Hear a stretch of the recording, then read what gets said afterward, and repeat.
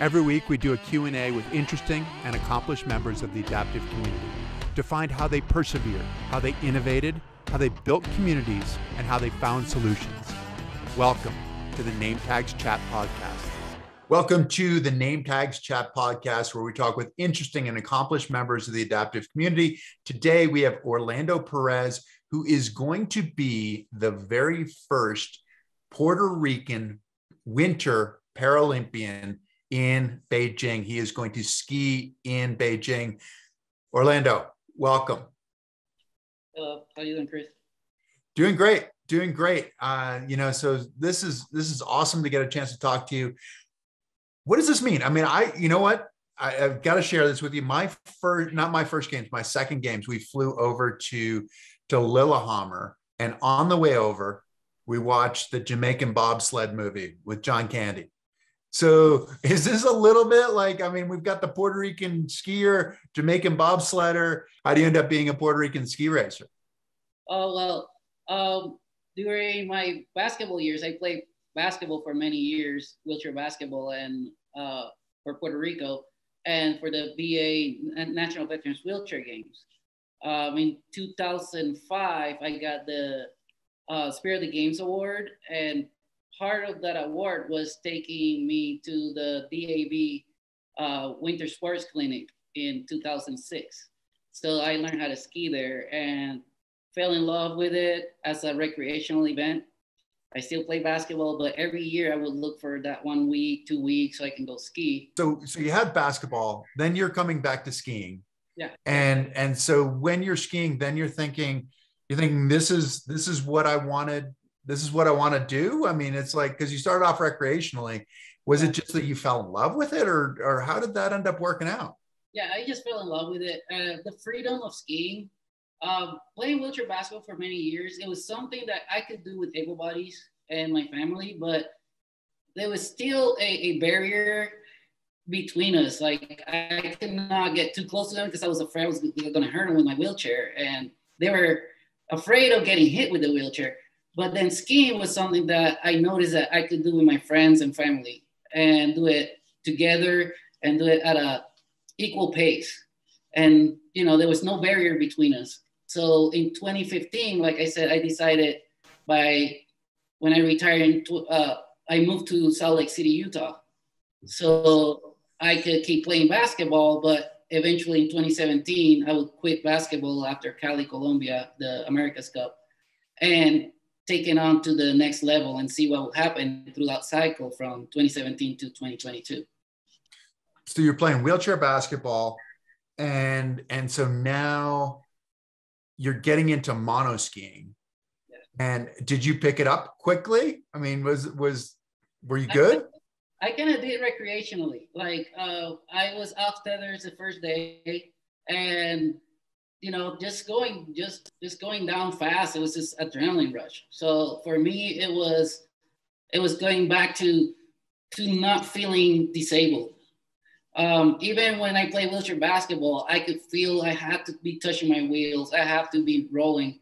But when I start skiing, the whole part of disabled, this part kind of went away. I was able to do something equally as fast and together parallel with an able body. And that to me became really, really inspirational for me to keep going and see where I could take it. And like you said before, I seen that Cool Runnings movie, and I thought it would be kind of cool because they kept calling me Cool Runnings 2.0. So Cool Runnings 2.0.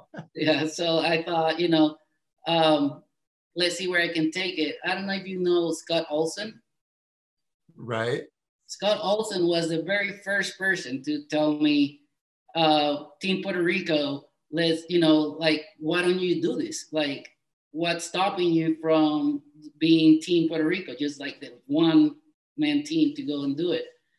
And Scott and Eric Larafon and Hilary Sapp, they were on me. Those coaches were on me going like, yeah, we can make this happen for you if you just train and dedicate yourself. And I had the discipline from basketball of training, and all I had to do is just adapt, take it to skiing.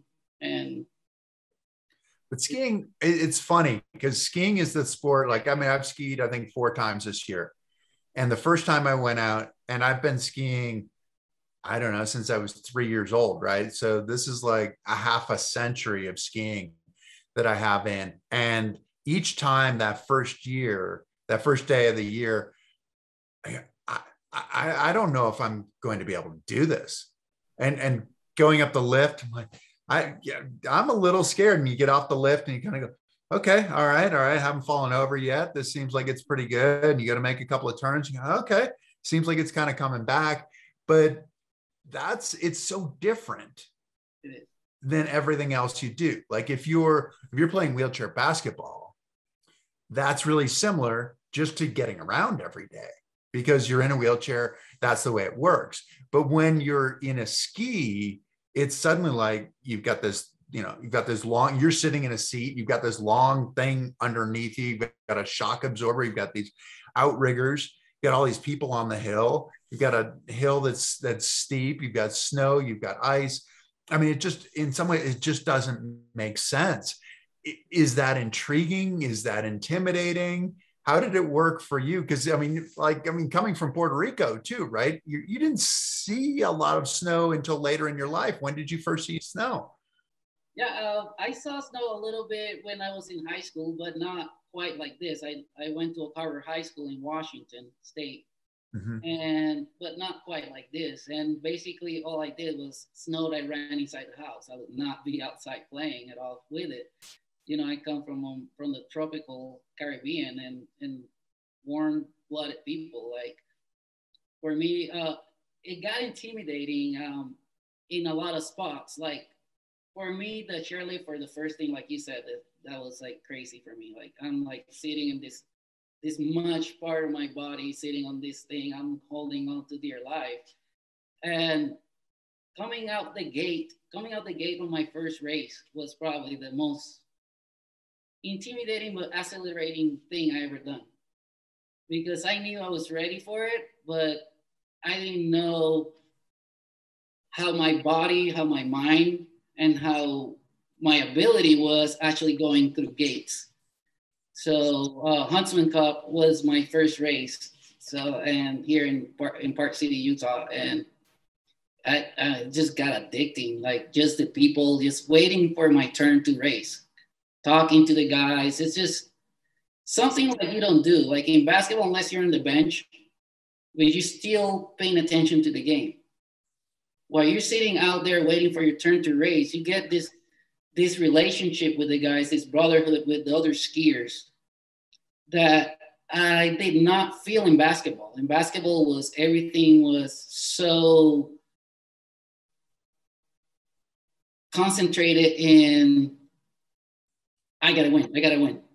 In skiing, you were just talking to the guys about what you did the day before, what you did with your family, just waiting for your turn. And it creates this brotherhood and everybody cheering for each other. No matter if you were from one program or the other program, from one country or the other country, everybody's up, Perez, or up, Connor, you know, and that was completely different for me in this sport, just seeing how everybody would support each other, even though we're trying to get better times than each other.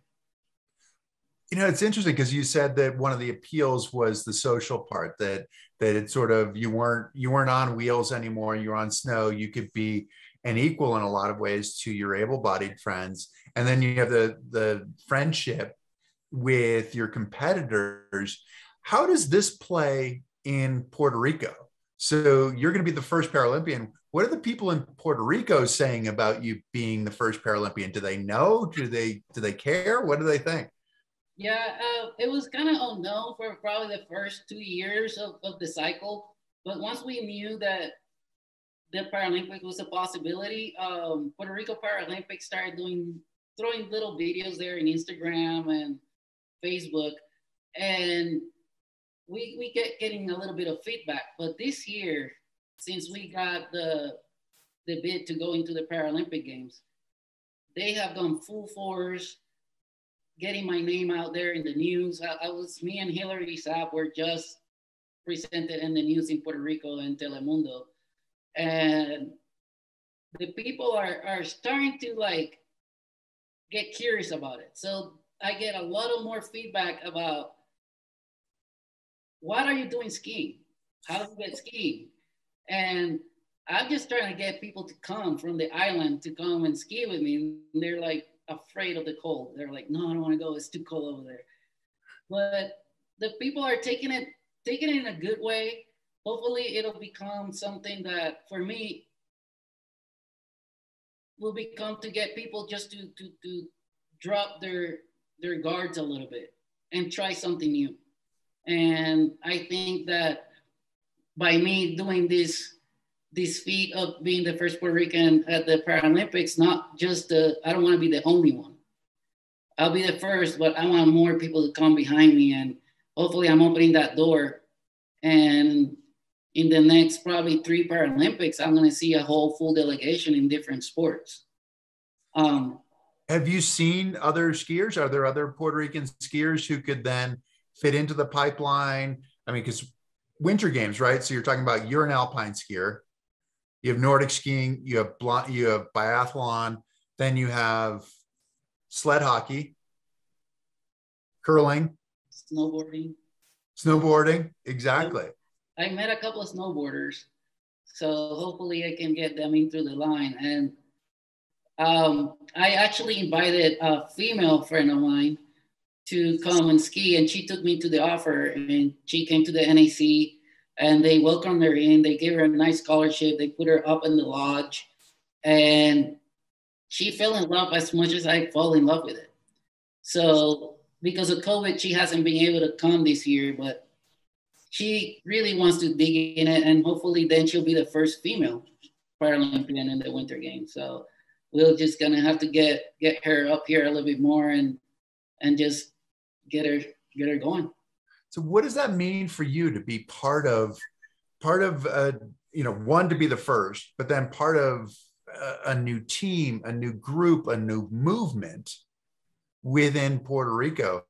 Why are you doing it, and what does it feel like? I'm doing it because a personal challenge that I can do this. I can do something that is never done before, and just for that accelerating fact and feelings that I can do anything. There's nothing that's going to stop me. We're a small island, and we can put the Puerto Rican flag everywhere, and especially in places that never been there before. What it means to me is just pride. I represented my country in wheelchair basketball for many years, and at a point of my life that I thought that my athletic career was going to end, it just begun. It didn't just dead on stop like I thought it would. It literally just kept going higher and higher. And for me, it's just pride for my people, a small island like Puerto Rico and American citizens, that we can do whatever we want. Right. So it's not just you. I mean, you're saying that you can do whatever you want, but at the same time, you're creating that message for all of the people of Puerto Rico. Yes, especially after many things that our people have gone through since Hurricane Maria, and then the earthquakes, and now COVID. You know, it's just trying to give a message that, and give a message of happiness, and give a message of thrive and succeed, that, we can do it. We will go through hard times, but we can get back up even stronger. Is there really a big need for that? I mean, following Maria, following the earthquakes, with COVID in Puerto Rico, is there a big need? Are people having a difficult time? Yeah, things are getting better again now, but there's still a lot of need of feeling that feeling of happiness and success. Puerto Rico, we're really happy and festive people. We like to make a party out of everything. And especially when you get devastation like we have with Maria, where a lot of people lost everything, and then the earthquakes came right after, and then COVID came right after that. There is a need. There is a need for us to feel proud and festive about something. And if I can make, a third of the island proud of me and look forward to seeing something they never seen before, my life has been worth it. I would say that it most definitely has been worth it. And do you take that into the starting gate with you? I do. I mean, it's kind of funny, right? And so, because part of it is that you put all this work and you're on a team of one. Yeah. You are one when you go through the starting gate, but there've been so many people who have helped along the way who are effectively in that starting gate with you. Will you wear like the national flag as part of your suit? I wear it on my helmet. I wear it on my suit. So, and especially now at the Paralympic level will be super awesome. One of the first things that I did in order to calm my nerves, and when, how they video all the races. Mm-hmm. And it was like, what are you singing? I would sing the national anthem on my way down after I got out the gates, and just so I can remind myself who I am, where I come from, and why I'm doing this, and also to calm myself and relax and not to breathe, not just to like tense up or anything. But I sing the national anthem as I go down the hill. Now I've been doing it more internally in my mind, but yeah, my first few races, you could hear me singing the national anthem going down the course. Are you a good singer? I am not. I am not. You are not a good singer. Did anybody recognize it? A few of the people knew that Puerto Rico before and everything, and follow Olympic sports. They knew the national anthem. Our national anthem's being played a few times in the Summer Olympics and a couple of times in the Paralympics, but and especially in the bigger stages, like we got great singers like Mark Anthony, J-Lo, and then we got boxers like Tito Trinidad, Miguel Cotto, like world champions. And just knowing that I could be an example for somebody, a kid with a disability in Puerto Rico, like Tito Trinidad was for me, or all these great athletes and boxers and basketball players that we have had, and baseball players like Roberto Clemente, which is somebody that we in Puerto Rico are raised idolizing. He's like our Babe Ruth. And if I can put the same spark of movement, not only in sports, but in life, for any Puerto Rican going through the struggle of being newly injured or struggling through just normal everyday life. You don't need to be injured, but every life that say, well, if that kid did it, I can do it too. It's just basically awesome for me, How did when you're talking about singing the national anthem and you're talking about ski racing, they each have a rhythm, right? Music is so rhythmic, and ski racing is so rhythmic, but it's almost like it's not something that you think about, right? That if you think about the rhythm, it's kind of like you're outside of the rhythm. Mm-hmm.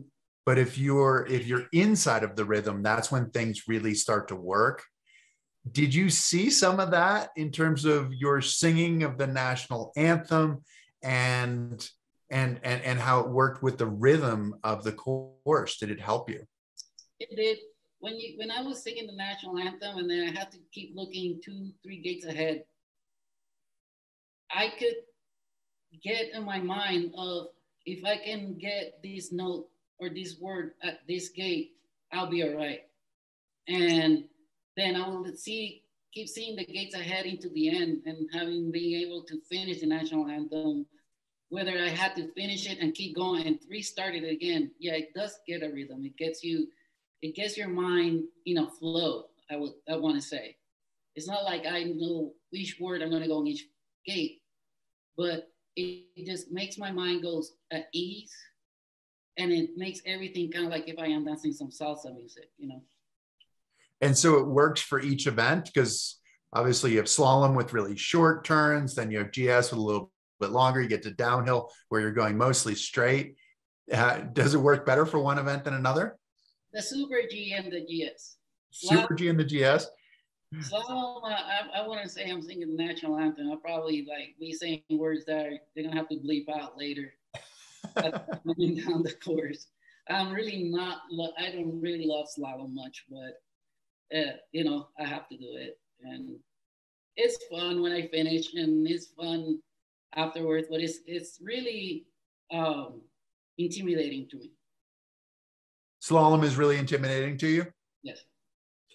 It's intimidating because you have to make such a short turn in such a short space. Is that the intimidation? Yeah, just the speed of it, taking the turns, me being a high injury. I'm a T6 paraplegic. At first was super intimidating because I would come with that basketball mentality of turning. And it's completely opposite. Like when you're in a wheelchair, if I want to go right, I just got to throw my weight to the left and the wheels will literally turn. But in skiing, if I do that, I'm going to get on a flat edge. Right. So yeah, just switching those at first was really hard for me. So it was kind of like I would hit 3 gates and all of a sudden I was like going a mile away from the course. And for me, it was super intimidating doing those quick turns, but I'm getting used to it. And I did pretty well in my last race in Canada. So let's see how it turns out in Winter Park next week. Winter Park next week. So Winter Park is a great location for athletes with disabilities. I mean, especially skiers. I mean, with Hal O'Leary, with Paul DeBello, with some of those people who are such pioneers in the sport. And it's a great place to race. Who will you get to race against there? Will you get to put yourself against some of the top people in the world, where you get to see like the Kirkas and some of those guys, the Robbies? And well, I hope so. I know that the World Cups are happening the next day, so I don't know how many will show up to Winter Park yet. But we did in Panorama in late November in Canada. I got a chance to be with Kirka and Ravi and Bamber, David Williams, you know, some of the top names right now in the United States, and some of the Canadian racers as well. And it is good to be against them. It's because it gets that anxiety of the race off for a reason. Because there are top names, people that I recognize from at first seeing them in magazines and seeing them in the races, to people that now we just share stories and hang out, and they give me the good thing about the Kirkus and Robbies and Bambers are they don't want to go and just be their own champion. They want to give that feedback to the guys that are way behind them. And to me, that's really inspirational, and it's also gives me confidence when I race and they're there, because they will give me those pointers, and they will tell me, Orlando, today's the day you finish slalom, you know, and it gives me that confidence when those big names are backing you up. Yeah, I mean, it's great to race against those guys. You're fighting a little bit of an uphill battle, right? How are you funding going to these races, going to World Cups, going to Beijing, all of these things? I mean, there's so much on the docket. Like, those guys are barely home this year because they're racing in Europe so much. How are you funding this? family, my own money. I'm a veteran, so I get a VA compensation. So I use my own money. The NAC is really good at finding us grants and scholarships, and that's something really grateful for the organization to have these people just helping us in that aspect and helping us offset the cost. I basically make this. I got a vinyl cutter and I make these shirts and these hoodies, and just fundraising is crazy as much as we can. And something that I think that the stars aligned this year for me. I got a couple of corporate sponsors that have given me money. Just went to the ski spectacular and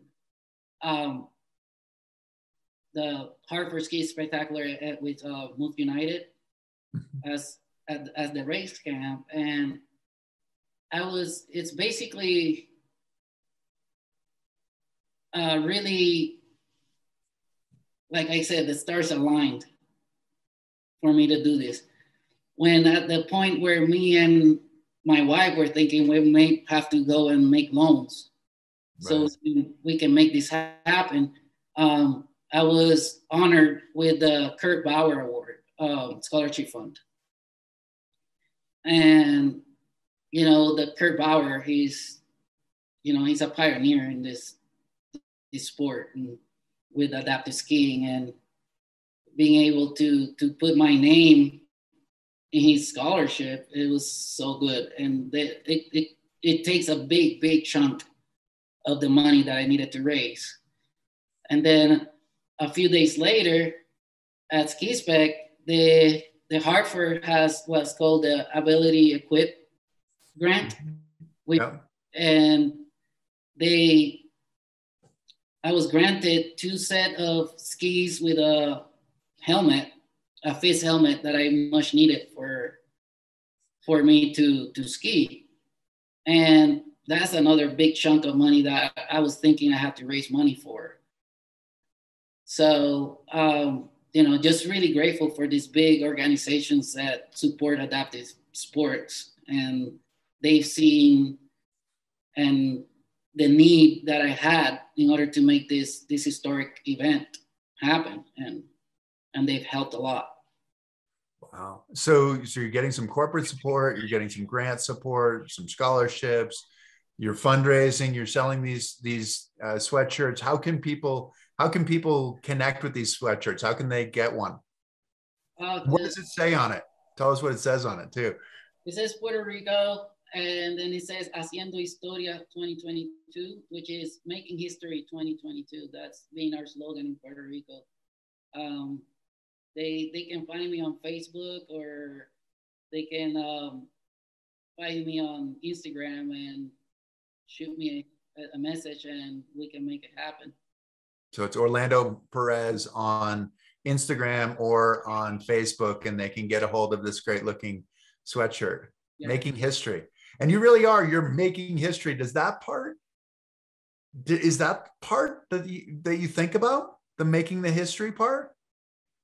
Yeah, it's starting to sink in now, because at first it was just, I want to get Puerto Rico's flag being flown at the Winter Games, which has never been done before. But I never saw it as a historic event until Puerto Rico Paralympics. And everybody else had been supporting me, saying, you're making history. You're going to be the first one.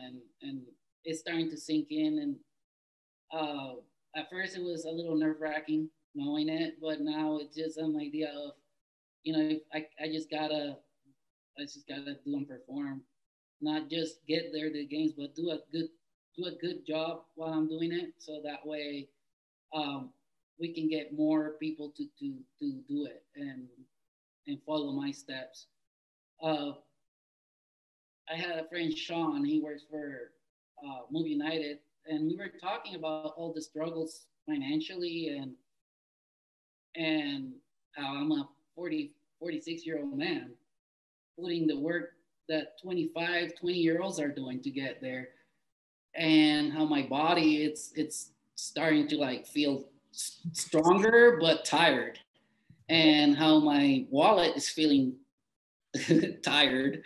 And he says, he said to me that the pioneers of anything always have it harder. But what pioneers do is they do the hard work and then figure out how to make it easier for the people that come behind. And that really stick to my mind. And I'm willing to put, put blood, sweat, and tears into this, and just so I can learn the process, so I can help others that come behind me and make their life a little bit easier when they want to have these feet. So you're taking a lot of this burden. What's your relationship with the Puerto Rican Paralympic Committee? Well, they are really, they don't have much money, especially after all the natural disasters that we went through and COVID. Their little sponsorship money that they would get and everything is not there anymore. So when I took on this adventure and journey, I said, I'm willing to pay for it if I have to. But they fundraise, they put some money into it. They're still fundraising. They're doing a lot of media work and a lot of corporate work to get more money. And our plane tickets have been bought. Most of our uniforms being bought. So they're doing all they can, and I can see that. And I can hear Victor and Herman Perez, which are the main representatives there for Paralympics. I can see how much work they're putting in there with the little they have. And Puerto Rico Paralympics is really not like, if you compare Puerto Rico Paralympics and US Paralympics, it's two different. It's like a David and Goliath.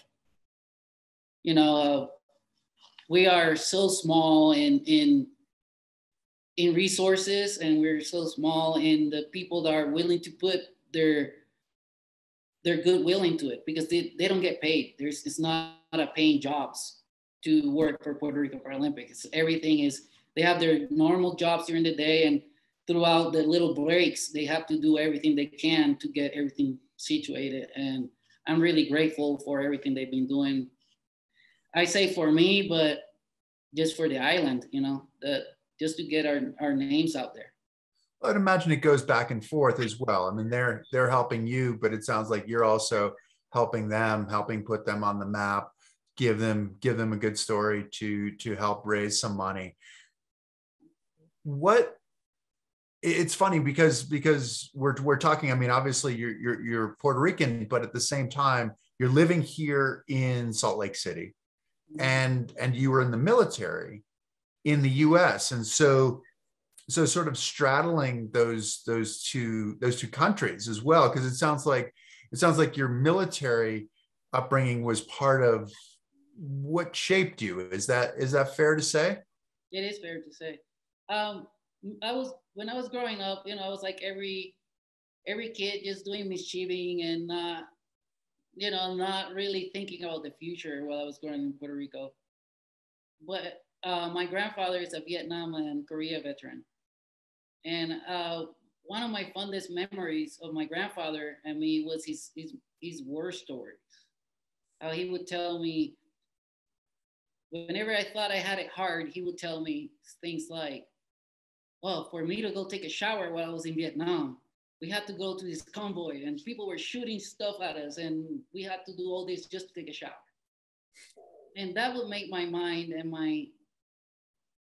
my heart stronger, in a matter of, I can feel pity for myself. So other fun memories was going to the VA hospital and seeing all these heroes and how proud my grandfather and my family put into me to be proud of them. Because so this is before you were in the military. This is before. Okay. In the military. That's as I was growing up. And me being Puerto Rican, we are American citizens by birth. Right. Yeah. I learned to love both countries as one. Like I love Puerto Rico as much as I love the United States, and the United States as much as I love Puerto Rico. And I'm so grateful that we are part of this amazing country that is the United States. So when I turned 18, my first thing that I did was join the military. And you know, working through the military, the discipline, the hard work made me who I am in a way that I'm always wanting to fight for myself and others. Not always putting the program, always putting the mission ahead of me. And I think that's always been what's helped me succeed in wheelchair basketball and now in skiing, and especially in this journey in becoming the first Puerto Rican to represent Puerto Rico at the Winter Games.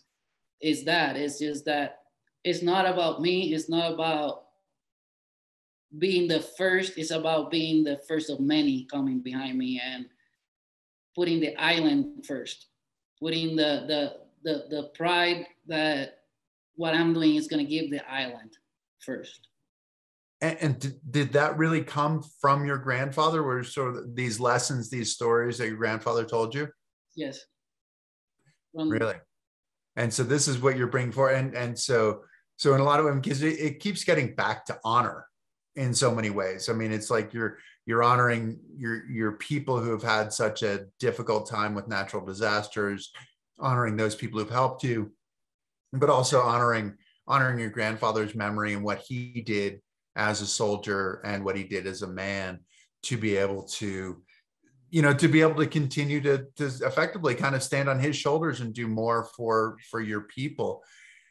What do you think it's going to look like as you move forward? Maybe actually, you know what, let me back up because the thing is, I wanted to get into Beijing, and let's get into Beijing eventually, but what does it look like? What happened how did you end up in a wheelchair, and how did these lessons sort of play in that change in your life? Well, I joined the military as 18. At 19 years old, I was in Fort Jackson, South Carolina, and we were on a training wall, and I was doing a rappelling wall, and I fell backwards. And the rucksacks back then were metal, so the impact of the metal hit my spinal cord, my spine. My spinal cord created a cyst that turned into a tumor, a benign tumor. And it was freakishly growing really fast. So I would be running on my PTs and everything. I would stumble and fall down. And that's how they noticed something was wrong with me. Eventually, with the MRI, they found a tumor inside my spinal cord. At that point, I wanted to emulate my grandfather. Him being the biggest hero I ever met in my life. I wanted to emulate his life. I wanted to go into battle. I wanted to have all these great stories for my kids and my grandkids. And to make my family proud, because when I was growing up again, and everybody talked about grandpa, it's like grandpa is the hero. He went to Vietnam. He went to Korea. He is the man. So I wanted to be just like him. And when I got injured, after they removed the tumor and I was left paraplegic, I felt shorted. I felt like I was cheated a little bit. And when I was at my rehab, we had a rec therapist that came in and started bringing me these little things to do with my hands. But then eventually, that was back in '95, and the Olympics in Atlanta were going on, and Paralympics, and he would bring me all the newspaper articles of the Paralympics. And he would say, look, you used to play soccer. You used to do all this stuff. You can do it again. So that kind of like gave me validation. It gave me something to look forward. I might not have been born to be a soldier after all, but maybe if I can rethink my plans, I can feel out what I was brought up to be. So to me, God put me in a wheelchair for a reason. And I'm blessed to be in a wheelchair. And I'm blessed to be a paraplegic because it's giving me a purpose. It's giving me a purpose that probably as an able-bodied I would not never have. And I took that military mentality and that pride mentality of Puerto Rican and pride military of my grandpa, and I just have to like keep moving forward. And after I did something that made my family proud, like making the national team in basketball or making a game-winning shot or whatever it was, it had to keep going harder. Like I could never go back. And I think that's what got me where I am. And so you said it gave you a purpose. What specifically is that purpose in your mind? It's to be an example for others, and to push and make my family and my country proud. It gave me the opportunity to do the things that I admire from others, and putting me in that same aspect in order give me the same opportunity to make other people proud. Because without those stories from my grandfather, without those boxers that I used to watch, and without the military pride, I don't think I would have had a clue of what I would have done after injury. But seeing how everybody succeed and seeing their stories that they came from low places, that poor places and broken homes, and then all of a sudden they're up here. So it gave me the same thing. I'm in a wheelchair now, but I don't have to feel pity for myself. I can grow and be somebody that my island could be proud of. And in my wildest dreams, I would have thought I was going to make it this far. And it just, like I said, after I do something, I cannot do it. I cannot come down the ladder. I just got to keep climbing it. Got to keep climbing it. And a lot of people have helped you. You mentioned before we went on that your wife has been really influential in, not only because for you, skiing was Colorado. Mm-hmm. And it sounds like she convinced you to come to Utah. How did that end up working out? Once we met in Colorado, we were FaceTiming each other and talking on social media. And we started, flirting and knowing that there might be a relationship going. She convinced me to come to Utah. She found the National Ability Center. And it's being a grace. This place, the National Ability Center, for me, it's been like going into an Olympic training facility. It's just being like going to like athletic adaptive church for me. It's just so awesome how everybody's so welcoming. People are working so hard to put people's smiles on their faces, or in our race program, like help us reach our goals. And not only make us feel that we need to put goals and help us get those goals, but help us reach it. And that's, like I was telling you earlier, I get Coach Eric or Hillary calling me sometimes at 9 o'clock at night, going like, oh, I thought about this. That's probably why you are not taking that left foot or right.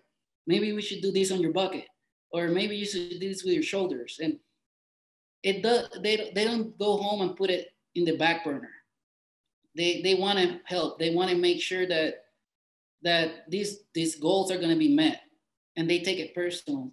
And as my wife also, she's my personal trainer. She doesn't let me, the days that I'm like, oh, baby, it's going to be too cold today, I'll probably stay in bed. She's the first one to kick me off the bed and say, I'll see you when you're finished skiing, And she makes sure that she's in the computer writing grants letters for me. And she's in the computer trying to figure out, well, I think that you should take more magnesium and you should take these vitamins. And I think you should do this because of your joints or whatever. She just wanted me to be better. And Scott Olson, like I said before, from day one I started skiing, he's always been we lived in different states, but he's always been there, making sure I'm doing right. He hears that I need a strap all of a sudden on the mail or after a race, I look at my wheelchair, the strap's right there. And it's been a continuous help and mentorship and backup from left to right. It just makes me feel humbled that there's so many great people in this world that are willing to give everything just to help somebody else. I mean, it's funny because you keep talking about all the people who help you and how much you help other people and pushing it. You know, I mean, it really is a pretty amazing group that you've created around you. Are you aware of that group, and how can other people create that kind of a group? I think it's just love each other. When you do something, do it with love, do it with nothing, nothing in return. Do it because you're passing it forward, and just show the love that you got for them. Be appreciative. Don't over expect something from anybody. Take every little thing that anybody gets to give you. And I think everybody kind of noticed that from each other, and they feed off each other in that way. They feed the happiness and the thrive that each other can give. And I think you get that my ski family, it's the best, you know. I think I wouldn't give them up for the world. How did that come about? How did that sort of epiphany really of that it is about the love and it's about not really expecting anything in return?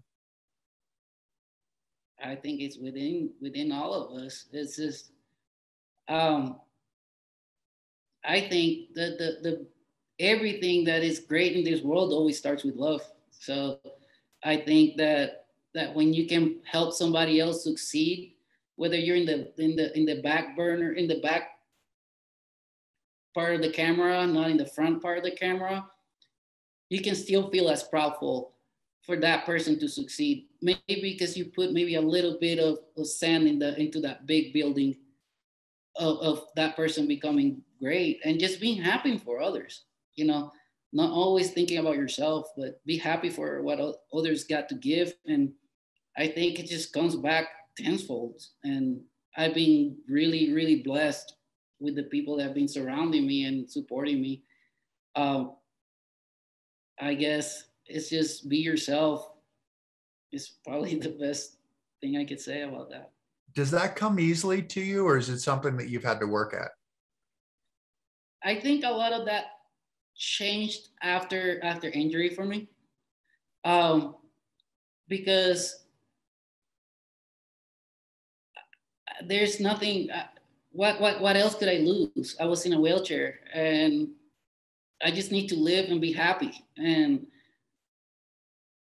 just saw the people that were helping me, that were not asking for anything back, but they wanted me to succeed. It was just contagious. It just made me feel like, well, if that person did that for me, what can I do for somebody else? So everything that I'm going to surround myself is going to be in a positive and great mood all the time. So I think that when you do stuff like that, when you move around and you help others, knowing what somebody did for you, you go do for somebody else, it just becomes addicting, and it becomes like a blessing that comes back at you. Somebody's success, like when I can tell somebody, hey, I heard your wheelchair broke. Let's see how we can find you another wheelchair. And you make 10 phone calls and somebody has a spare wheelchair and you give it to that person. I think me giving that to that person and making that person succeed and take that barrier off, make my community as people with disabilities a lot better. It makes us a lot more happier. It takes it takes a depression, it takes an anxiety away out of me that might take from somebody else. And maybe that person, once he feels somebody else is in need up here, will move earth and mountains in order to make that person feel better and make them succeed as well. And I think that kind of becomes a big chain. And then all of a sudden you're surrounded by a big family that loves each other and look forward to see each other whether it's every year or every 2 weeks, every day. It just makes life more pleasant.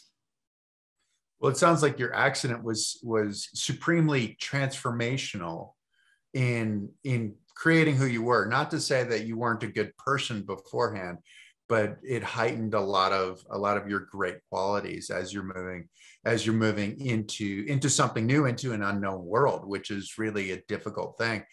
You're moving into an unknown world to a certain extent, going to Beijing. What can we expect in Beijing? Which events are you going to run? What are you thinking about? Right now, as a wild card, I'm allowed to do the slalom and the GS. And I'm really confident on my GS and getting more comfortable every day on my slalom. I have a chance to qualify for Super G in the next couple of races. What you can expect is that I'm gonna give it my all. And I'm not just, like I said, I'm not just there to wear a jacket or just to be there. I'm there to like put the name of Puerto Rico in the highest places, and as well as giving something to our adaptive world, our adaptive recreation and adaptive sport, just something new for people to know that I can do something that's never done before. And especially with our adaptive world. I want to pay it forward because I've been blessed. I've been blessed to be here. I've been blessed for my disability, and I'm being blessed that I had a lot of people putting the efforts for me to become a international basketball player and now an international skier. And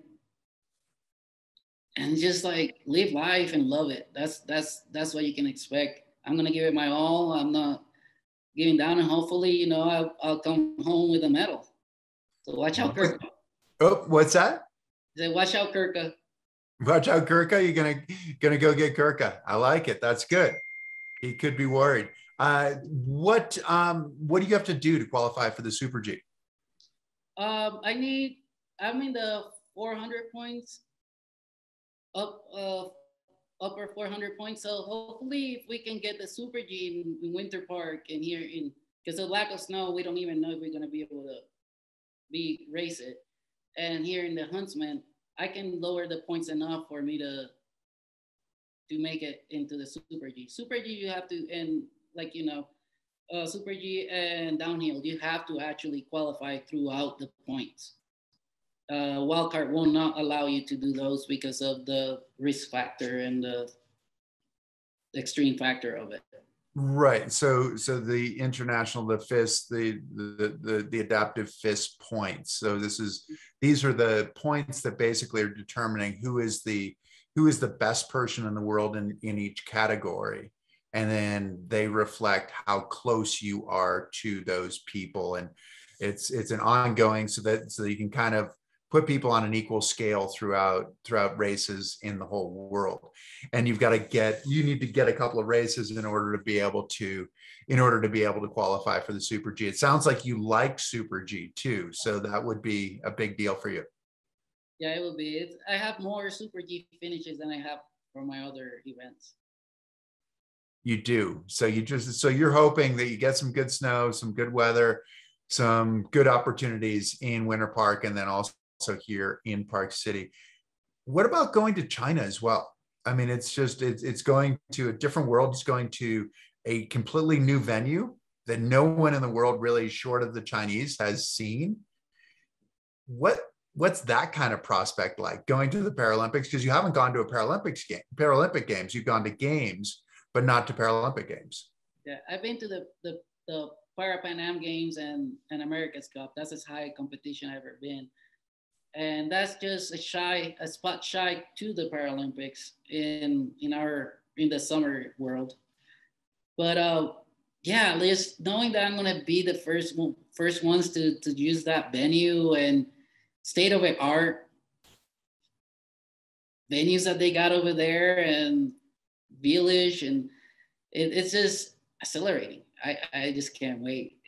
It's really a once-time opportunity, and I'm gonna make the best of it. I just can't wait. I get giddy about it. So tell me what it looks like for you the day after the Paralympics end. Today, it's gonna be pride. It's just gonna be go home, get a ticket to Puerto Rico, and go celebrate with your people. Go show them what you just did and that you did it for them. And go and enjoy ourselves.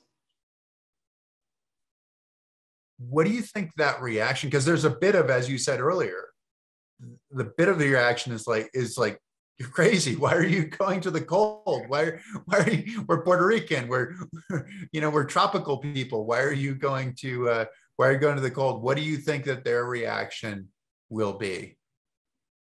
I really hope that their reaction is celebration.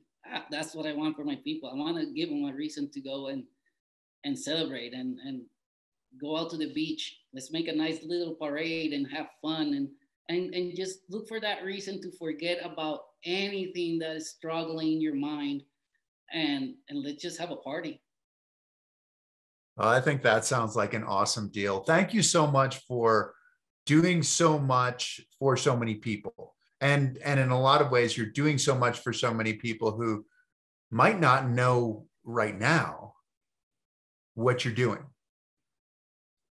And some of them might not know ever. But at the same time, one, you're doing the work for the sake of doing the work. And two, there'll be a lot of people who will know exactly what you did. So thank you so much for doing so much for so many people and pushing it forward, going into the cold too. Oh, yes. Yeah. Well, thank you for joining us too. And it's been a pleasure to get a chance to talk to you and get to know you better. And good luck as you move forward. All right. Thank you very much. And keep striving, guys. All right. Thanks a lot, Orlando. Really appreciate it. Thank you to all of you for listening. You can always go back to the One Revolution page on Facebook, and you can watch this interview in its entirety. We will also turn this into a traditional podcast, so you can see it on YouTube, you can see it on Spotify, you can see it on Apple Podcasts. Tell your friends. It's the greatest gift that you can give us. It was just Christmas just recently, right? So the greatest gift you can give us is to tell your friends to follow us, to like us, and we will keep coming back with more great stuff. So thank you very much, and we'll see you next week. Orlando, Take care. see you soon.